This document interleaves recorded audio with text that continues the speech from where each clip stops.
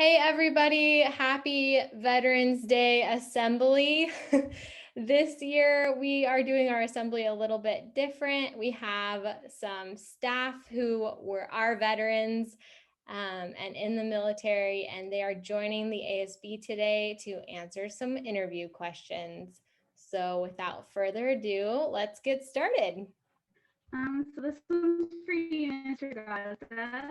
What is your favorite memory from your service that you'd like to share? All right. I don't know if it's my favorite memory, but one of my memories is being out on the carriers at night and watching night ops. One of the meaning night operations, but to me, it was always fascinating. I always thought, first of all, I grew up in the Top Gun era, which you guys are too young for understanding, but Top Gun, Tom Cruise, like it was the best movie of all time at the time. Anyway, it seemed like it. But being able to watch the planes coming in at night and landing on the carrier decks, to me was just fascinating to see all the thrust, and the red and all that. But I just loved going out if I had time and watch the planes land on the flight decks. Andrew, number two, what's your favorite thing about being a veteran? Um, my favorite thing about being a veteran, I think for me personally, it's just having a relationship with the people that I served with and still being in contact with them after so many years. It's been a while since I actually left the military, but I still have contact with a lot of the people that I served with in my first two commands, and that's my favorite thing. Just us getting together and reminiscing and talking about the good old days on a carrier. That's pretty much it. Lifelong friendship. My question for Mr. Amin is, what is your biggest takeaway from being in the military? Yeah, thanks, Melanie. One of them is actually like what we're going through right now. Is we're just kind of like making it up as we go along. Andrew and Greg will attest to this. You do all kinds of planning, and then in the end, hey, all the plans that we put together, they're not going to work. Let's just kind of make it up as we go along, and it's fine because of what Andrew was saying. You grow so close with your brothers and sisters in arms that when things go sideways, you just go together. And so, for me, the biggest takeaway from the military is how how good it is to grow close to people. So your brothers and sisters are relying on you and you rely on them, and then all kinds of time goes by and you get back together with them, and it's like you never skipped a beat because you've grown so close. All right, Mr. Costa. What is the greatest lesson that you have learned during your time in the military? Thank you, Taylor. I appreciate that question. Greatest lesson that I learned. Honestly, I think, I don't know if it was that I learned it here, but I certainly saw it in action and it kind of cemented with me, was that in the military, everyone's equal. You earn your place, and it doesn't matter what your background is, where you come from, your gender, your ethnicity. We're all brothers and sisters, and everyone has their rank and everyone has their job, and you earn it. There's no favoritism. A lot of that stuff really wasn't there. It's very structured that way. That kind of helps you to realize that you make your own. You do what you want to do. You can get as far as you want or not. But I just felt like in the military, one of the things I learned was that everyone has the same opportunities to do what they want to do. It was a matter of whether or not you took advantage of those opportunities. Yeah, so I think the greatest lesson was just that that everyone was seen as equal, and that was a great lesson in life overall. Okay, this question is for Mr. Jones. What made you want to serve your country?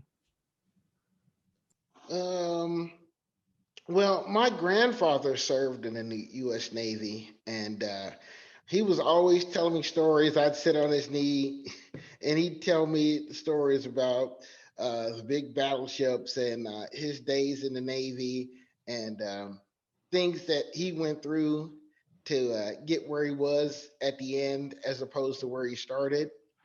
And I kind of wanted to follow in his footsteps from the very beginning. And my favorite subjects in school revolved about history, and I learned about things like World War I and World War II, and naturally the Navy figured prominently in that. And I started studying history of naval battles and things like that on my own, and I've always been interested in it. And I knew by the time I got to high school that that's what I was going to do. Mr. Ramin, I have another question for you.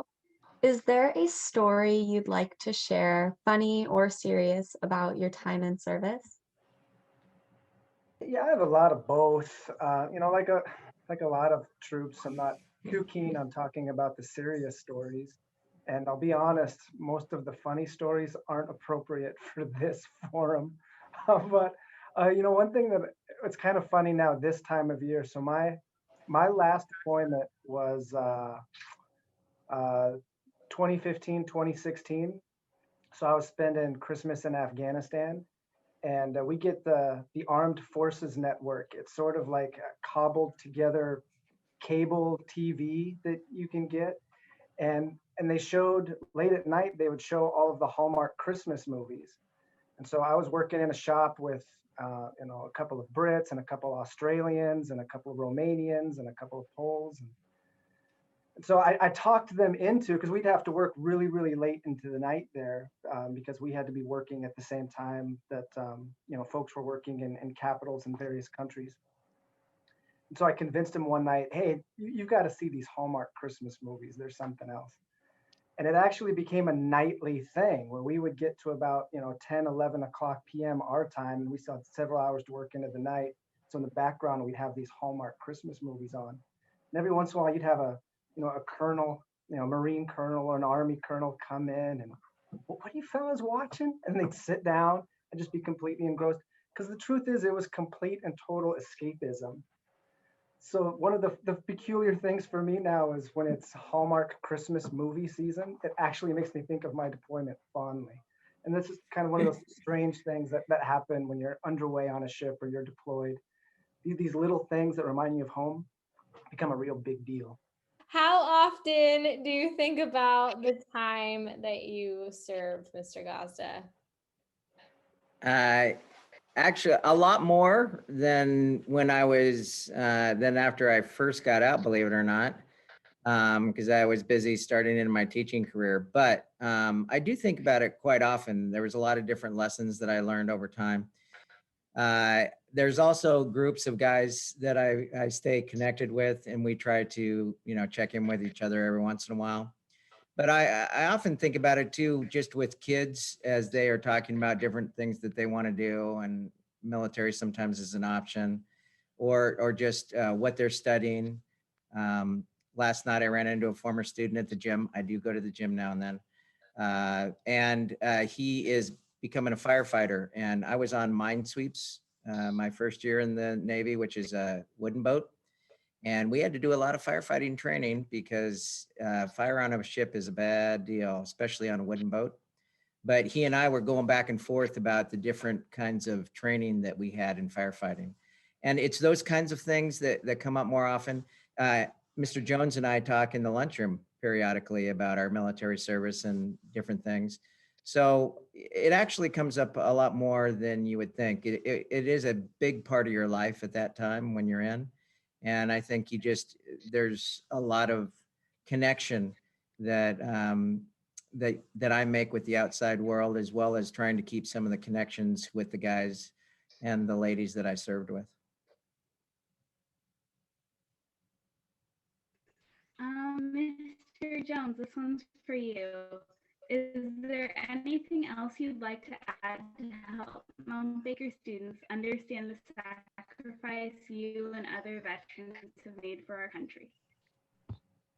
I think the most important thing is that you have to realize that you give up a lot of your freedom.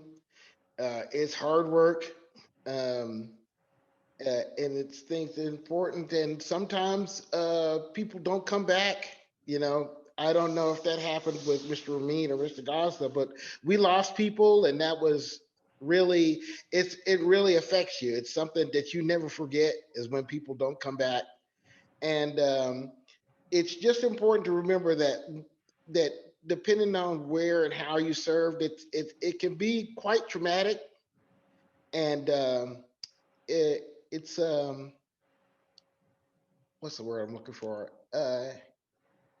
It's something that changes you, and uh, a lot of times it's for the better, and sometimes it's not. But I think it's important for people to remember that serving, especially during wartime, it's pretty big thing, and uh, I'm glad to see that people are appreciating it more now in the later days than maybe like 40, 50 years ago. And that would be it. Awesome. Well, thank you guys so much for your service on behalf of the school community. We really appreciate you and your time that you served our country. And also, thank you for your time during this interview. And that's all. So I think you guys are going to maybe go into some sort of discussion with your Pride class, and stay tuned with your teacher.